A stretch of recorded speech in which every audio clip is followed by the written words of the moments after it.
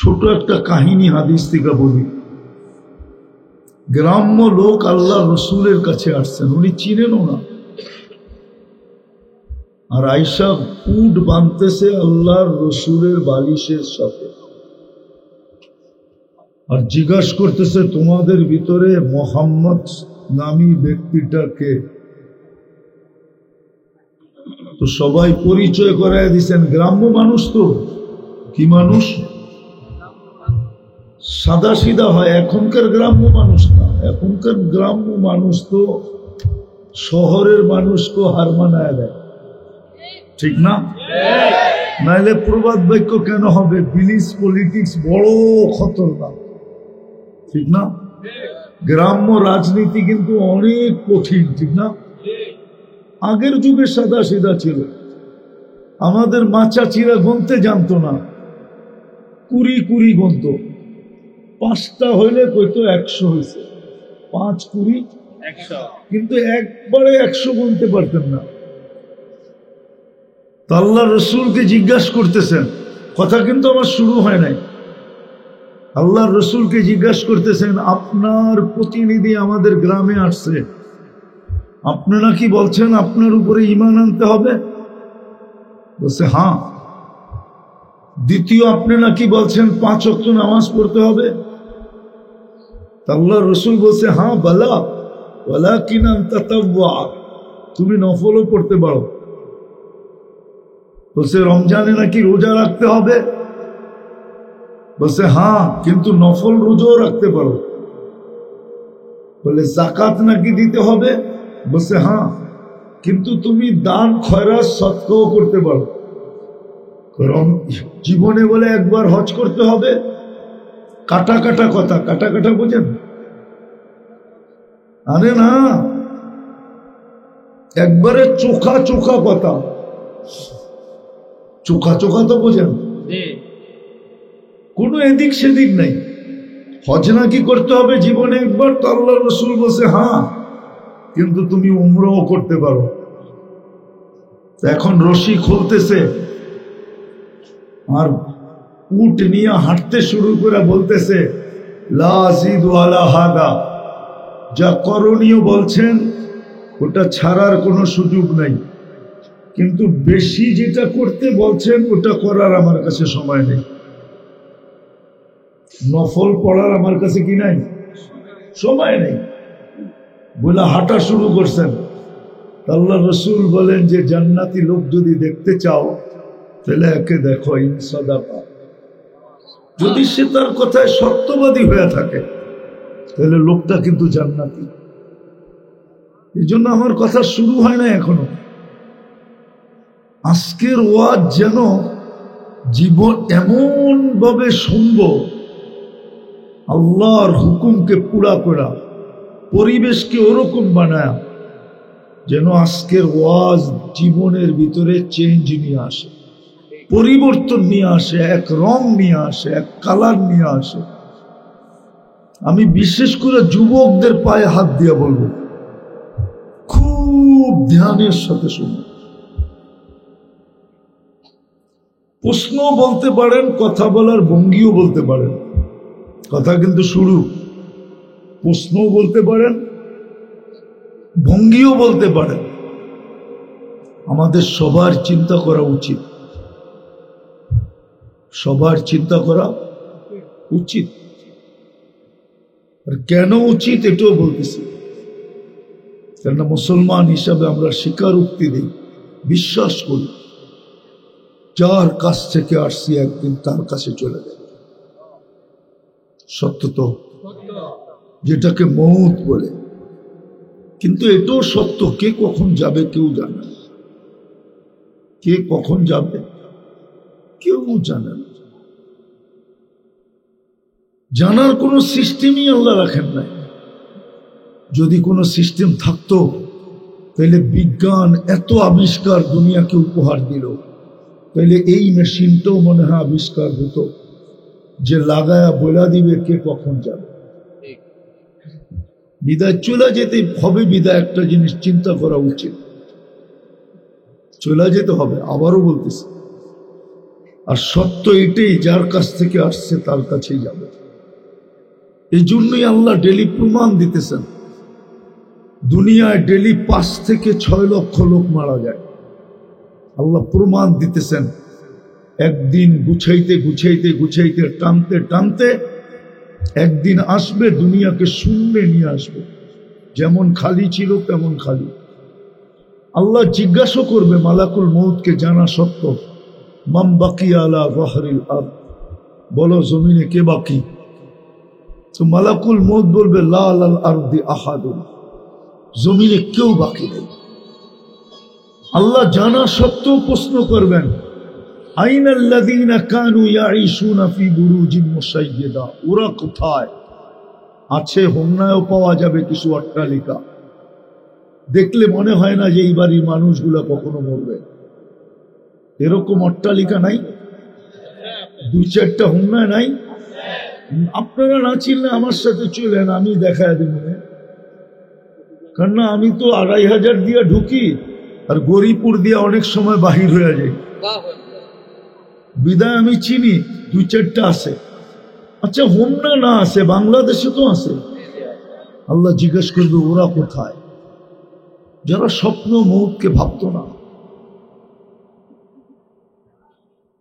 এইখানেও বসে প্রমাণ দিতে পারবো, মউত যদি ভাবতাম, আমার যুবকরা যদি মউত ভাবতো, তাহলে বলো যুবক তোমাদের পায়ে হাত রাখে, তোমরা সারাদিন নেটে যা দেখো, এটা কোনোদিন দেখার সুযোগ হতো? বলো, আপনারা বলেন না, যুবকরা বলুন। কি বলো, কি যুবক? নেটে সারাদিন যা দেখো, যদি মউত স্মরণ হইতো, কেননা মরতে তো বেশি সময় লাগে না। আল্লাহ জিজ্ঞেস করবে ওরা কোথায়? যারা অট্টালিকার ভিতরে বাস করত, যারা মৃত্যুকে স্বপ্নে কখনো ভাবত না। মউতই যদি ভাবত, তাহলে ফিরোজ শাহ একটু হলেও চিন্তা করে স্টেজে উঠত যে গানটা তো আমারই লেখা, 1 মিনিটের নাই ভরসা, আমারই গাওয়া, হতে পারে আমার উপরও আল্লাহ সত্যায়িত করতে পারে। তাইলে স্টেজে উঠার আগে একটু ভাবতো, কিন্তু সে ভাবে নাই। এই গান গাওয়া অবস্থায় স্টেজে সে মারা গেছে। আমি আসল কথার দিকে একটু দূরের থেকে নিয়ে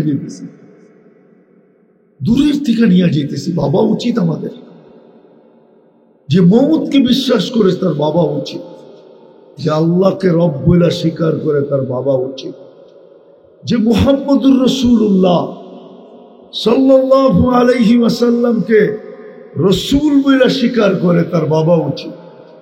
কেননা উনি তো দেখা ঈসা বলছেন। কি দুঃখ তো এইখানেই, নবী তো চিনি না, নবী তো চিনি না, মুহাম্মদুর রাসূলুল্লাহকে আমরা চিনি না। কি পাইলাম ওনার কারণে, কি পাইলাম আর কি পাবো আর কি পাইতেছি, কোনোটাই তো অ্যানালাইসিস নাই, চিন্তা নাই, আমাদের ভাবনা নাই, পাবি না যে ওনার কারণে কি পাইলাম, ওনার কারণে কি পাইতেছি, ওনার কারণে কিয়ামতের দিন আমরা কি পাব। কত বড় মর্যাদা মিলল ওনার কারণে। নবীকে তো চিনি না, শুধুই বলি ভালোবাসি, রাগ হয়েন না, শুধু বলি নবীকে ভালোবাসি। ভালোবাসা এটাকে বলে না যে যুবক নেটে দেখে চুল কাটে, ভালোবাসা এটাকে বলে না। যুবকরা তো নেটে দেখে চুল কাটে। হোমনার যুবকরাও জিজ্ঞেস করেন, রাত্রে নেটের ভিতরে চুলের ডিজাইন দেখতে থাকে, যেটা পছন্দ হয় ওটাকে স্ক্রিনশট দেয়, তারপরে সেলুনে নিয়ে যায়, সেলুনওয়ালা ডিজাইন দেখা তারপরে দাম বলে। এই চুল কাটতে হলে 500 দিতে হবে, এই চুল কাটতে হলে 700 দিতে হবে, এই ডিজাইনে কাটতে হলে 1000 টাকা দিতে হবে। আর খুশি কেটে চলে আসে, খুশি। ও তো কোনোদিন কাটতো না চুল, এই ডিজাইনে কোনোদিন চুল কাটতো না। ও তো যায়া বলতো সেলুনওয়ালাকে, তুই আমার নবীর ডিজাইন জানোস কিনা বল। ও যদি নাও জানতো তো ফোন লাগায় দিত হুজুরকে, যে জিজ্ঞাসা কর হুজুরের কাছে যে আমি যাকে ভালোবাসি তার চুলের ডিজাইন কিরকম ছিল বল আমাকে। সত্য যুবক, পয়সাও বেঁচে যেত, ওই পয়সা দিয়ে তুমি মিষ্টিও খেতে পারতে, আবার কিয়ামতের দিন হাত পাতার সুযোগ হইত। যখন দেখা হইতো তুমি হাত পাততে পারতে যে আপনার স্টাইলে, আপনার আদলে, আপনার আদর্শে, আপনার ডিজাইনে চুল কাটছি, কি দিবেন দেন না। কতজনই তো আমার চুল দেখা মুস্কি হাঁটছে, কতজনই তো টিটকারি করছে। একটু যুবক বয়সে ফ্যাশন করবি না তো করবি কবে? বুড়া হয়ে গেলে? আমি তো চুল দিয়া ফ্যাশন করি নাই, আমাকে কি দিবেন দেন না। তো যেটা বুঝাইতেছিলাম, চিন্তা করা উচিত, আমাদের চিন্তা করা উচিত। চলেন রাত্র বাড়তেছে, গুছায় নিয়ে আসি। প্রত্যেকের চিন্তা করা উচিত, আমি আল্লাহর ভোগ করি কতটুকু। ভালো মতে ধ্যান দিয়ে, কিন্তু আমি আল্লাহর নুন খাই কতটুকু আর আল্লাহর গুণ গাই কতটুকু। কালকে এই চেহারাটা আল্লাহকে কি করে দেখাবো, এটা হলো আমার বোঝানোর উদ্দেশ্য। আল্লাহর নুন কতটুকু খাই।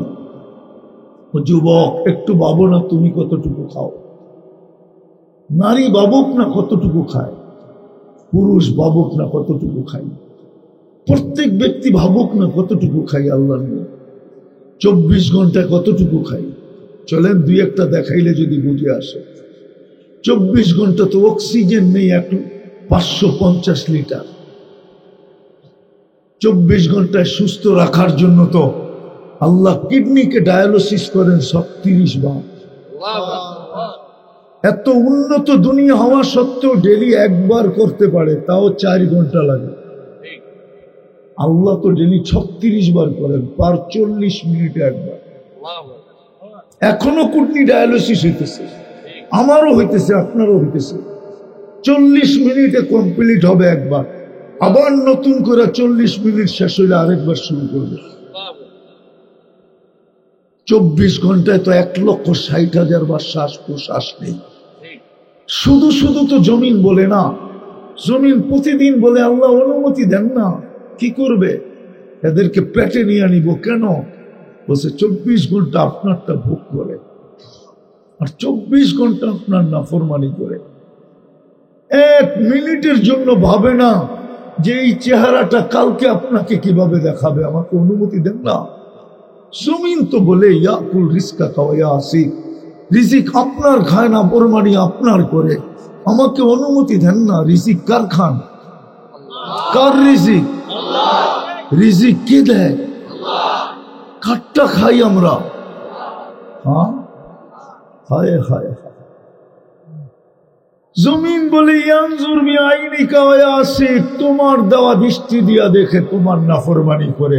ইয়াসমাউ বিউযুনিকা ওয়া ইয়াসিক, আপনার দেওয়া কান দিয়া শুনে, শ্রবণ শক্তি দিয়া শুনে। ও শ্রবণ শক্তি দিছে তো দিছে কে যুবক? কে দিছে? আরে বদিরকে জিজ্ঞাসা তো করো, ও তো শুনে না, ও তো শুনে না। বদিরকে তো জিজ্ঞাসা করো শ্রবণ শক্তির দাম কত, ওকে তো জিজ্ঞাসা করতে দেরি, ও চোখ দিয়ে পানি ছাড়তে দেরি করবে না। ও বলবে তোকে তো দিছে, দুনিয়ার মজা মজা সব তুই শুনিস, আমি তো শুনতে পারি না। জমিন তো এটাই বলে, ইয়াসমাউ বিউযুনিকা ওয়া ইয়াসিক, ইয়ানদুরু বিআইনিকা ওয়া ইয়াসিক, আপনার দেওয়া চক্ষু দিয়া দেখে আপনার নাফরমানি করে। ইয়াসমাউ বিউযুনিকা ওয়া ইয়াসিক, আপনার দেওয়া শ্রবণ শক্তি দিয়ে শুনে আপনার নাফরমানি করে। ইয়াতাকাল্লাম বিলিসানিকা ওয়া ইয়াসিক, আপনার দেওয়া বাক শক্তি দিয়ে বলে আপনার নাফরমানি করে। ইউমাইয়িজ বিআকলিকা ওয়া ইয়াসিক, আপনার দেওয়া আকল দিয়া, আপনার দেওয়া আকল দিয়া ভালো মন্দ বোঝে আর আপনার নাফরমানি করে। ইয়াতাফাক্কার বিকলবিকা ওয়া ইয়াসিক, আপনার দেওয়া দিল দিয়া চিন্তার বোঝা উঠায় আর আপনার নাফরমানি করে। ইয়াবতিশু বিয়াদিকা ওয়া ইয়াসিক, আপনার দেওয়া হাত দিয়া কর্ম করে আর আপনার নাফরমানি করে। ও কর্মশীল মানুষগুলা কার হাত দিয়া কর্ম করেন? কার হাত দিয়া? আজ পর্যন্ত কাকে দেখছে? কে দেখছে ভিক্ষুক হওয়া ছাড়া যে কোনো প্রবাস থেকে তাকে যাওয়ার কোনো লেটার আসছে, 2 হাত নাই তাকে ভিসা দিছে? আপনার হাত দিয়ে কর্ম করে, আপনার নাফরমানি করে, ইয়ামশি বিরিজিলিকা ওয়া ইয়াসি, আপনার দেওয়া পাও দিয়ে চলে, আপনার নাফরমানি করে।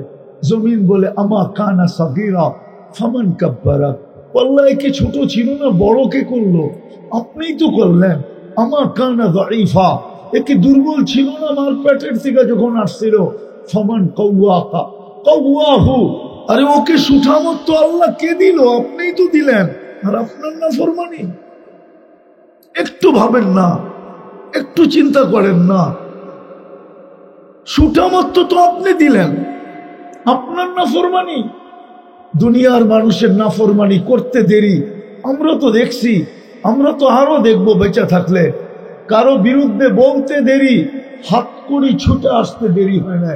বিরুদ্ধে বলতে দেরি, পায়ে বেরিয়ে আসতে দেরি হয় না। বিরুদ্ধে বলতে দেরি। আজকেও যদি কারো বিরুদ্ধে বলা হয়, আজকেও যদি বলা হয়, হয়তো হইতে পারে আমার গাড়ি গায়েব হয়ে যাবে, আমি গায়েব হয়ে যাব। জমিন তো এটাই বলে। আপনার হাত দিয়ে তো কর্ম করে। দুর্বল তো ছিল, সুঠামত তো আপনিই দিলেন। আমা কানা জাহিলা ফামান আল্লামা, ও আল্লাহ এত অজ্ঞ ছিল, একে শিক্ষা কে দিল? আপনিই তো দিলেন। আমার আপনার নাফরমানি। আমা কানা মিসকিনা, এ কি মার পেটের থেকে নিশ্চয় আসে নাই? হাদিস তো এটাই বলে, আল্লাহ তো বলে ফালা লাকা সিন্নুন তাক্তা, দাঁত তো তোর ছিল না, কোত্থেকে কাটবে? ওয়ালা লাকা লিসানুন তানতিক, জিহ্বা তো ছিল, বাকশক্তি তো ছিল না। ওয়ালা লাকা উদুনুন তাসমা, কান তো ছিল, শ্রবণ শক্তির কার্যকারিতা তো ছিল না। ওয়ালা লাকা